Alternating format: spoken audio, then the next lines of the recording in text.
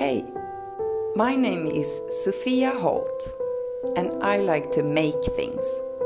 Design is a very broad term, and being a designer can mean many different things. And just that, making things better is design. Sofia Holt is an artist and designer from Sweden. In 2014, she came to Vietnam under a scholarship program of a famous furniture company here. From an early age, Sofia is familiar with the traditional Scandinavian style of a homeland, which is a logical style with predominant grayscale and very few warm tones with basic shapes of square, circle, and straight lines. So when she came to Vietnam, she was immediately impressed with the explosion of color diversity and Asian style. Then Vietnam not only inspired a girl from the Northern Europe to the great art, but also kept her there for more than 6 years in this beautiful and peaceful country.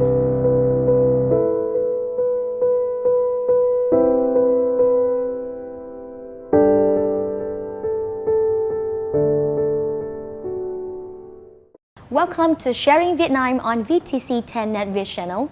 Today, we would like to introduce to you Ms. Sofia Holt, a product designer, artist, and illustrator from Sweden. Thank you and welcome to our show today. Thank you. Okay, so can you share with us why you come to Vietnam and work here? I came here 2014 and I'm still here. So what I really find inspiring here is the difference from Sweden, like the mix of, it's very eclectic, so it's a lot of different shapes, a lot of patterns mixing together, and a lot of colors, and I love colors. And I also still love Scandinavian design, of course. Feels very nice when something is super clean and has no ornaments. Yes. But then there is, here in Vietnam, like all these hidden things that you look at it and it's so messy, and then you look again and you see something, and then you look again and you see another pattern and another color and another shape. And this is like a paradise for someone that loves design. As you share with us, there are so many differences in the way that people decorate and in the style. Yeah. So do you find it difficult to live here in Vietnam? Yeah, of course it's hard. My first time in Asia was to come here to Vietnam, so I didn't know a lot before. So Vietnam is your first country in Asia? Yes, exactly. Yes. It was a little bit of a shock in the beginning, and I was working a lot, so I didn't. As soon as I go out, it's overwhelming because I'm also from the countryside, where it's peace and quiet and forest, and I see maybe 5 people around, like the neighbors are very far away.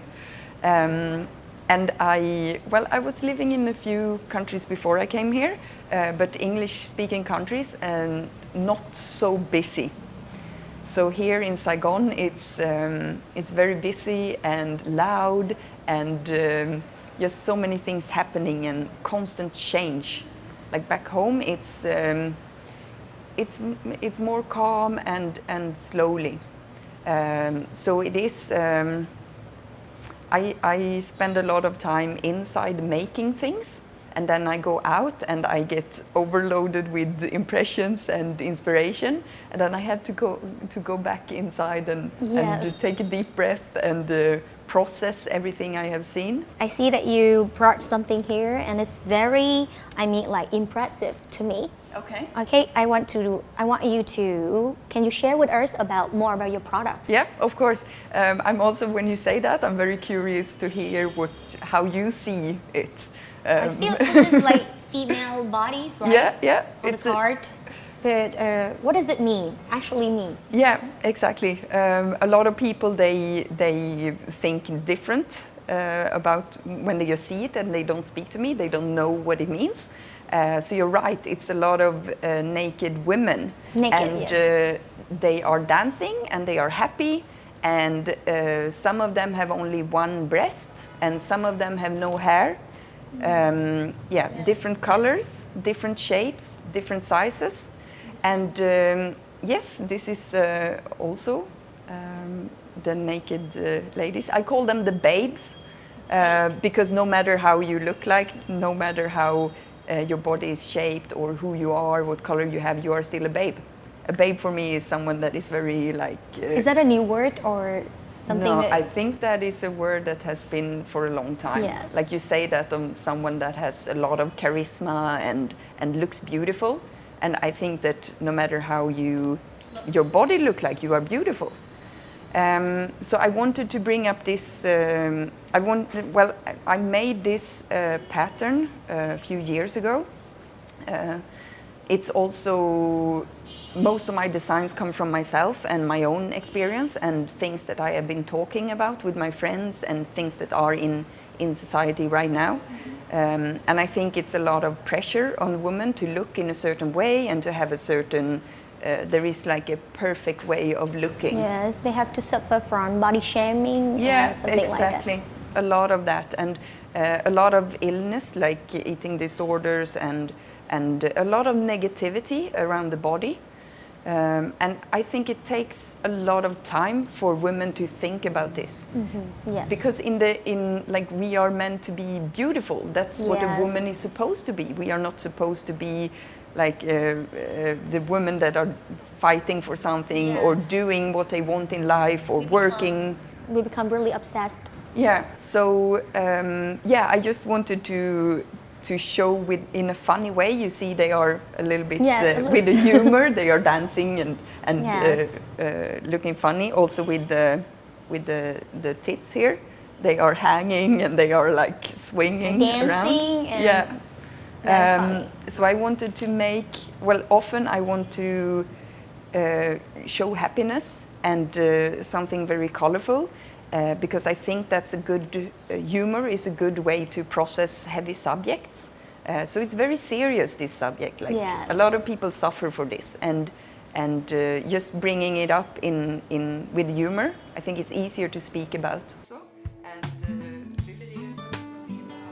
Environmental protection is no longer a trend, but has become the habit, the necessary conscious action of each person at work and in life.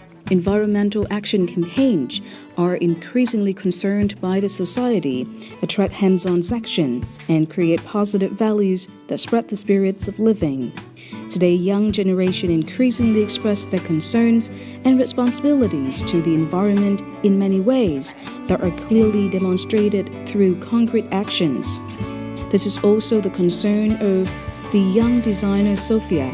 In every product or design or project, she always wants to bring to people around her message through environmental friendly materials, reuse, recycling, or sustainable fashion products.